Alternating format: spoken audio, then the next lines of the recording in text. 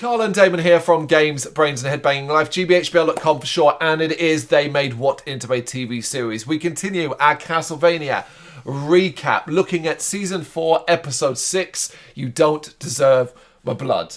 Which, I bet you when you read the title, you're like, I don't get that.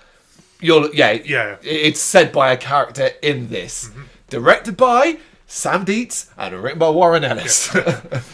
Let's fucking go. We've been waiting for a big one, and here we go. The Battle of Styria begins. All seems peaceful at the castle. I like the fact that she went with that. It's like, let's just have everyone. The guards are like, having a drink and relaxing. I'm enjoying the sun. Not all of them are vampires, obviously.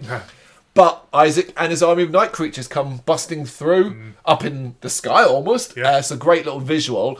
They arrive, and it's not pretty. It is devastation. And it's clear from the start, I thought what I was really interested by, this castle's going to fall. Yeah. Like, they don't fuck around with it. They're like, okay, Isaac and his night creatures are too many.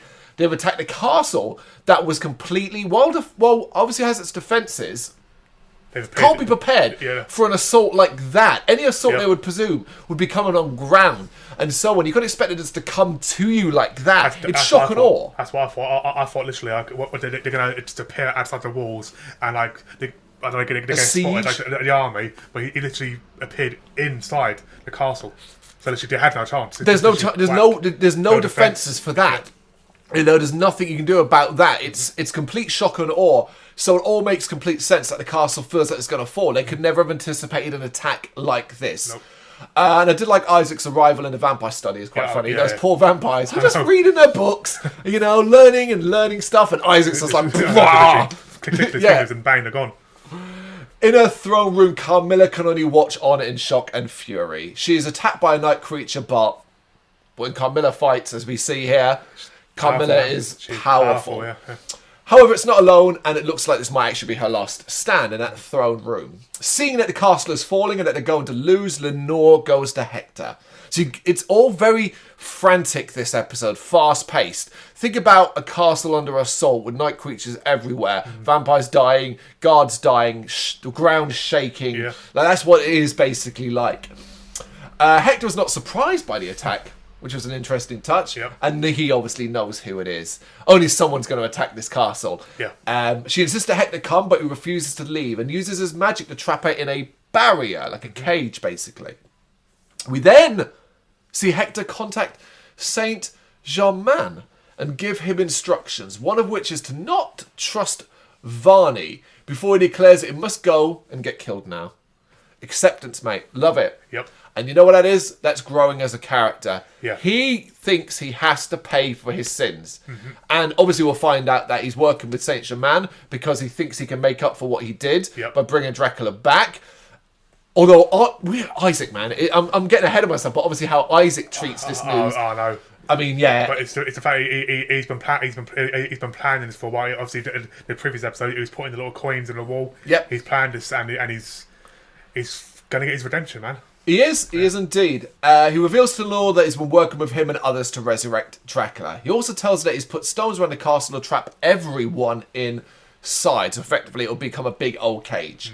Isaac now arrives, and the two greet each other. Isaac moves to kill Lenore, but decides to spare both, basically, after seeing Hector offer his life for what he has and for Lenore's safety.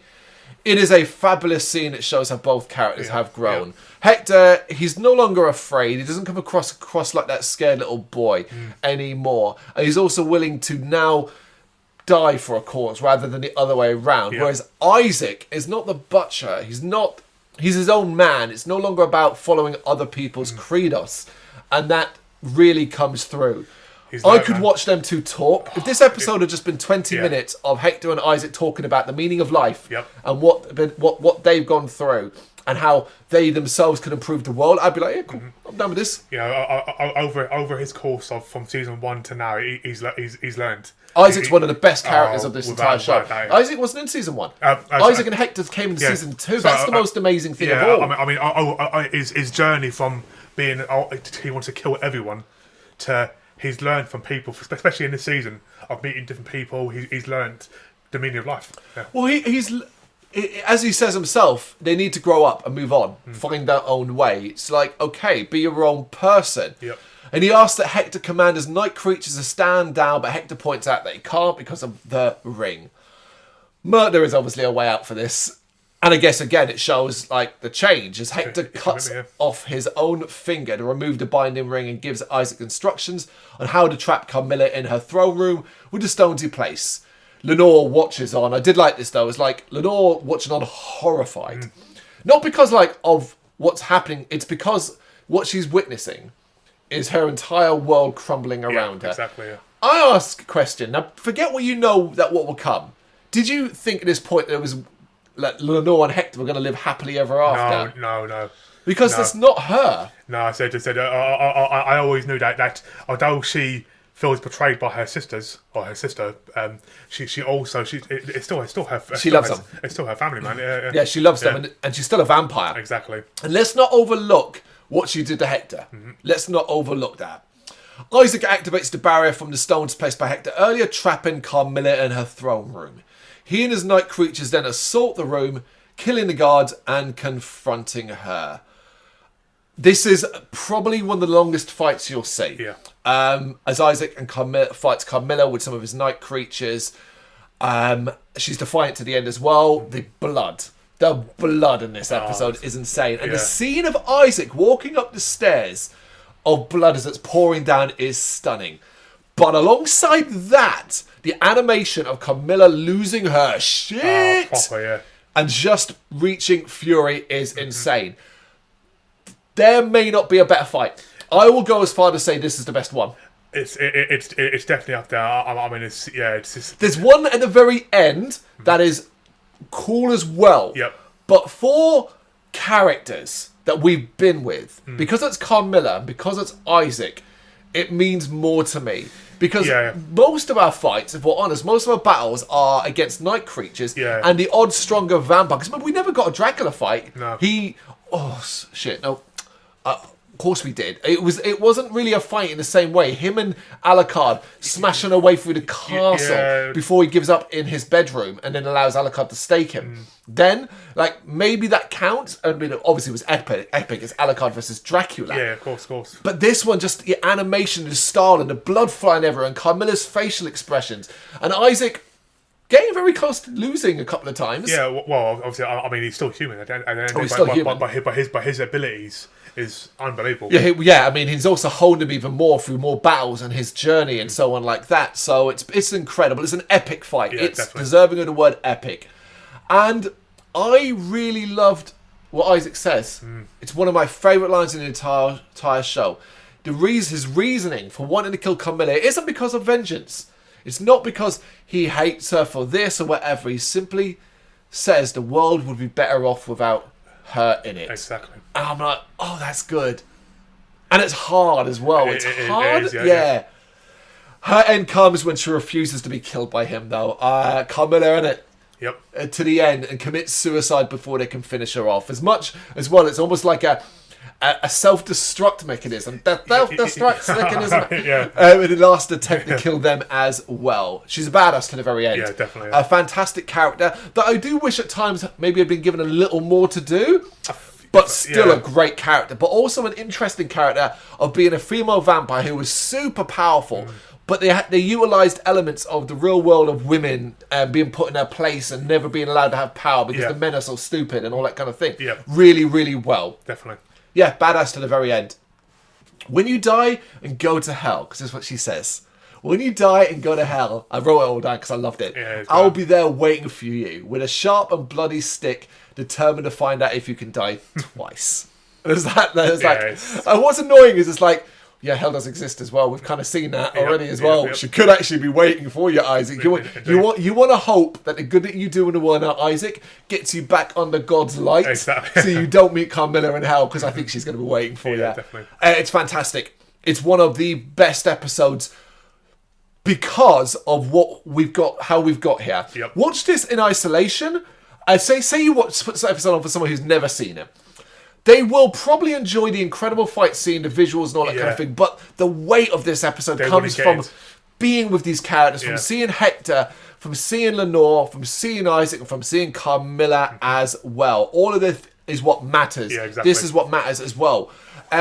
Obviously, Carmilla's death almost brings the entire castle down as well, and we then obviously go far away because there were 2 people missing. Yep. As Morana and Striga sense her death. Really realizing it is all lost, they retreat with their forces, believing that Lenore is likely dead. Yep. And their argument is sound. I agree, yeah. It's not worth it. Carmilla fell, but Lenore is surely dead. Yep. I thought the actors did a great thing of conveying the sadness. Yeah. But I almost hear a bit of inevitability in their voice. Yes, yeah. Like they're sad, but they're like, it's this was expected. always going to happen. It's expected, yeah. Yeah. In the castle, the battle is over and peace falls across the dead. Hector dresses his wounded finger as Isaac arrives and queries the location of Lenore. Hector says that she is retreated to the basement before asking if they'll work together to bring Dracula back. Isaac refuses. What? I love them. Confusing Hector, but explains that they were used as tools for leverage. And Hector realizes that Isaac has changed, and Isaac says, yeah, I have too. And then, in an episode that has brilliant lines and delivery, let him sleep, Hector. Yes. Boom! Bang, yeah. Like, that hit me there. I was like, Yep. God damn it! Let Isaac rule this world. I know. You know? Yeah, they both realised that they were both basically used by Dracula. Yeah, they were used by Dracula, Yes. tools to create night creatures to get his vengeance upon the world. And they've been used their entire lives. Yes. And now they have the chance to no longer be used. But just letting Dracula... Like, Dracula's dead. Let's move on. Isaac is focused on moving forward. It's fantastic. Isaac says they can and should move forward. And Hector wants to be left alone with Lenore to just read and make things. Which is so sweet. He's such a fucking git. They discuss what they want. And obviously, Hector's one is to be left alone while Isaac builds his own future. Starting with Styria being his own kingdom and building a better world for himself. Yep. And that's how we wrap it up. Yeah, it's fantastic. Indeed. Love it. Yep, indeed. Absolutely love it. Yep.